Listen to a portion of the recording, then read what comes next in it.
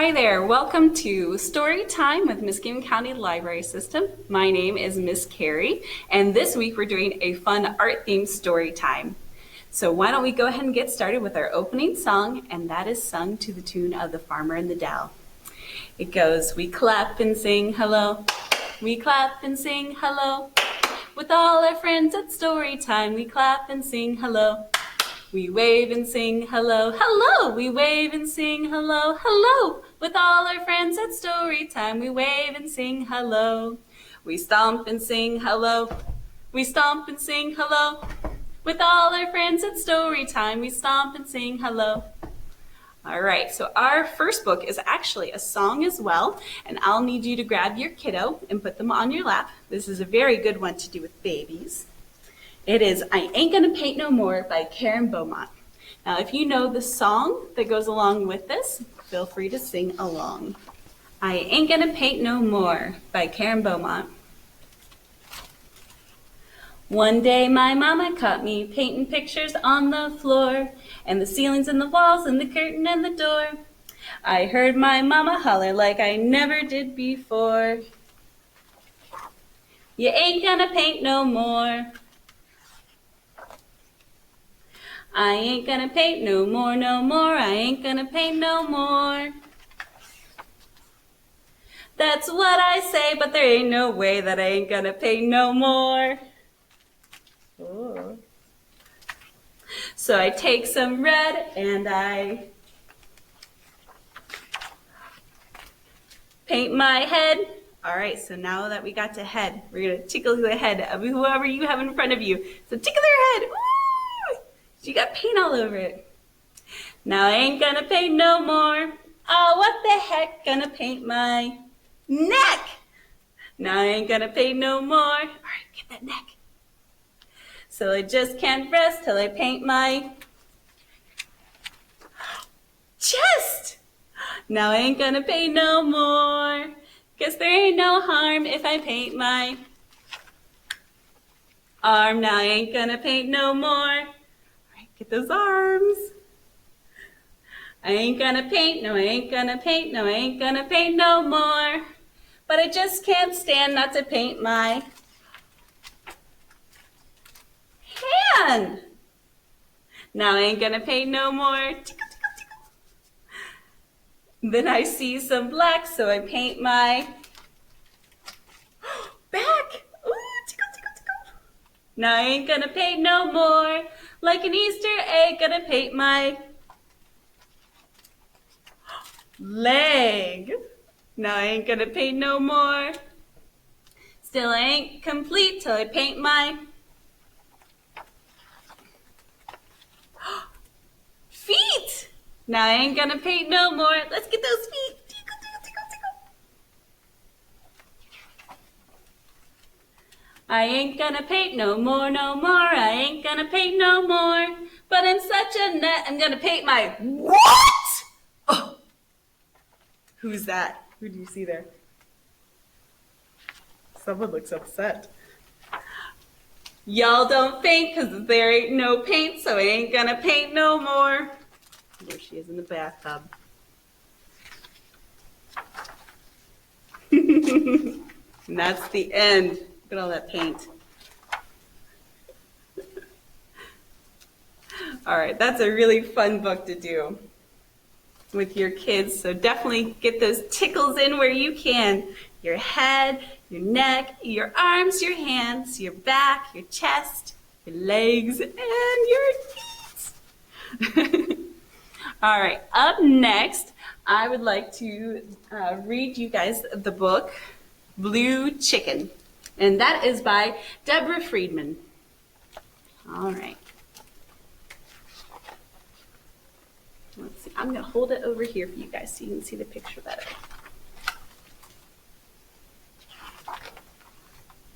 At last, this picture is almost finished. The chickens are white, their coop is brown, and this day is perfect for painting the barn. Well, where's the barn? Do you guys see the barn? Oh, what color is the barn normally? We'll see. But wait! Does one of the chickens want to help? Sometimes animals do like to get in paint, especially when you leave it out. Instead of the barn, she painted herself. Oh, another person painting themselves. Whoops. She toppled the blue, and the blue spill is spreading. To the ground grows blue too. Is ground supposed to be blue? Guess it is for this book. Once purple pansies now bloom blue. Blue yellow ducklings splatter the cat.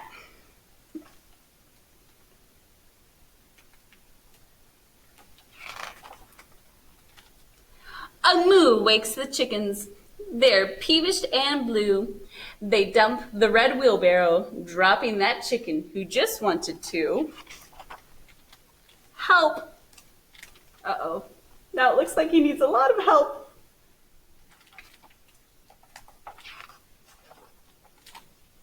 But the chicken isn't sorry.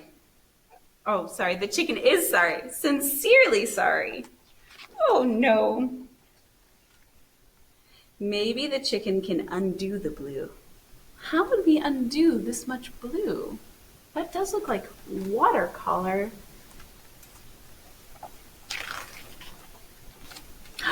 Maybe, just maybe. All right, here they go, tipping it over. Looky here. Is everybody washing off? Look, no more blue. They're having a lot of fun in that water.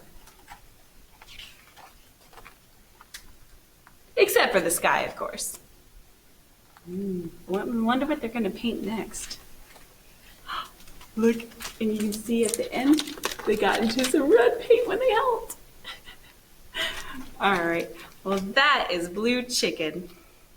So next I'm going to talk to you guys about some benefits of doing art with your kids.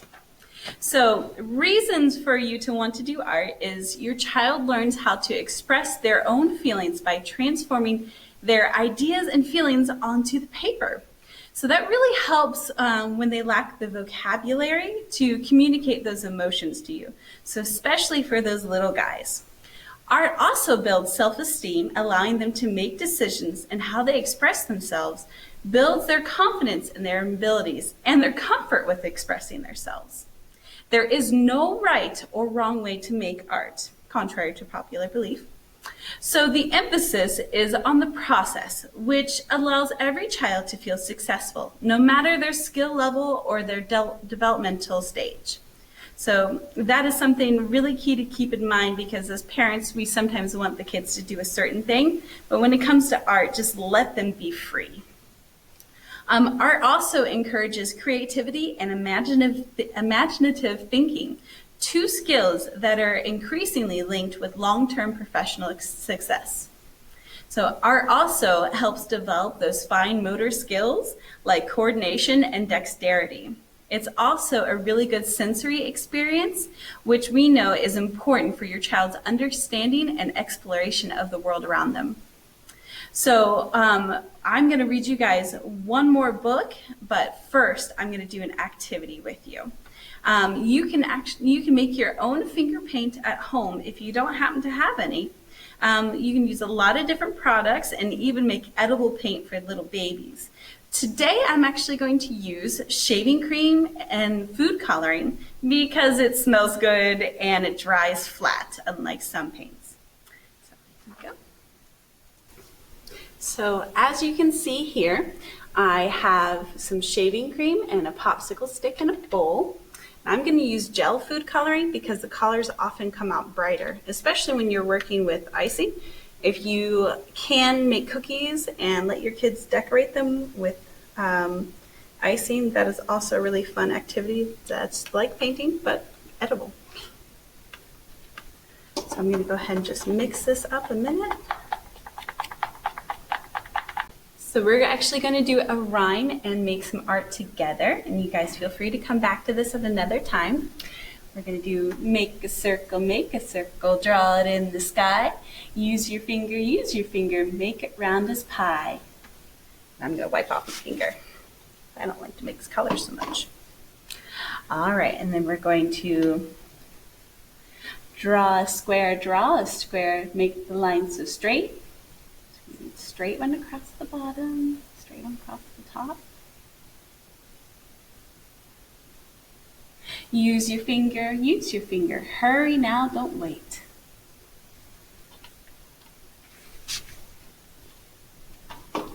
And for the last one, we're going to use some red. Draw a triangle, make your house's roof. Use your finger. Now here's your picture, poof. Here, I'll take that off so you guys can see that a little bit better. It's good to practice making different shapes with your child for identification. Here we go, we got the sun up at top and the house down below. Last, we have a book called Swatch, The Girl Who Loved Color by Julia Dinos.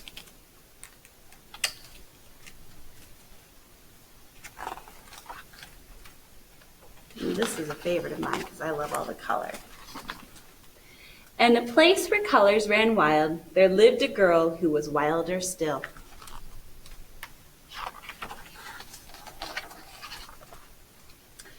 Her name was Swatch, and she was a color tamer. She was small, but she was not afraid.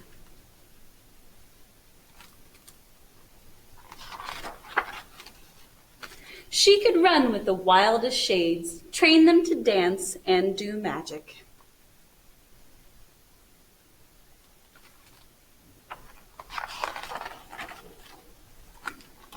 With a little patience, she learned to hunt the rare ones. Bravest green shot up the first week of March. In between gray lived on her kitten's legs.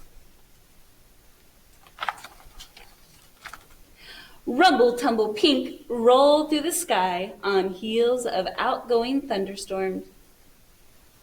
When she called them by name, they would come to her because Swatch loved color and color loved Swatch back. Look at that. She's gathering it all up. Swatch had never thought of capturing a color until the day she lured Just Laid Blue straight from its nest into a jam jar. Stay, said Swatch. The collar stayed. How beautiful it looked behind glass. You could use a friend, she said to Blue. She's making friends with the colors.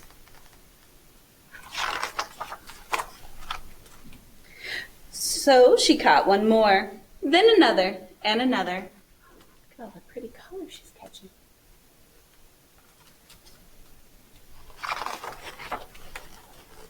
Soon Swatch's room was full to bursting. The colors circled restlessly in their jars. They were magnificent, but there was still one color left to catch. Ooh, we get a lot of colors here. I wonder what's left. Morning came, and there it was, fast, fading, and fierce. The king of all yellows, blooming in the sidewalk crack, in spite of the shadows. Swatch was ready. At last, yellowest yellow would be hers. Suddenly she heard a small sound. Said Yellow's Yellow. What are you doing? Swatch had never asked if a color wanted taming. Yellow's Yellow, she asked politely, would you like to climb into this jar? You could sit on a shelf right next to Blue. You could make green together all day long if you wanted. I'll poke holes in the top and I'll feed you dinner. But Yellow, knowing that was no way to live, said, no thank you. And Swatch, who could have scooped it up anyways, said okay. She respected its decision. Giving that small but kindly allowance, it grew and yawned and stretched and twirled. It bloomed and whirled and leaped and swirled, spreading, billowing, twisting up, up, up. It sprouted ears and pointy teeth It was as big as a house. Roar! Went Yellowest Yellow. Swatch felt small. Her jar seemed silly. She had forgotten colors were wild. So she shut her eyes and prepared to be eaten. That yellow monster's gonna eat her! Oh! See what happens next. Then Swatch heard something sweet and warbling, like a fleet of canaries. She smelled something warm and buttery, like breakfast. Then something swished against her knee, purring and soft, just like home. So she opened her eyes.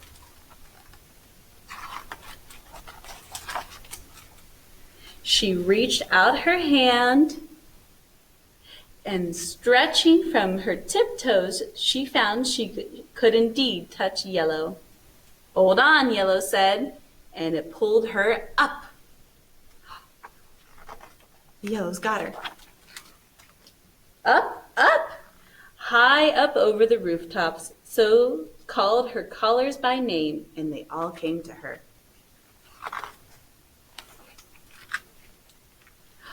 Look at all those colors following her into the sky.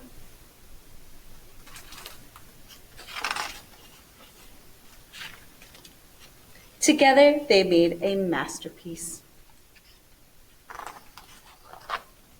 The end.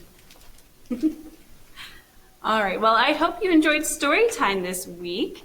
I would like to do our closing song together. It's actually a rhyme. It starts like this. You guys are going to copy me. We're going to go wave high, wave low. I think it's time. We have to go. Wave your elbows, wave your toes, wave your fingers, wave your nose. Wave your cheeks, wave your lips, blow a kiss with your fingertips. Wave your ears, wave your hair, wave your belly and your derriere. That's your belly. Wave your knees, wave your eyes, wave your hands. Say bye-bye. Well, I hope you guys have had a great time doing stories with me, and we'll see you next time.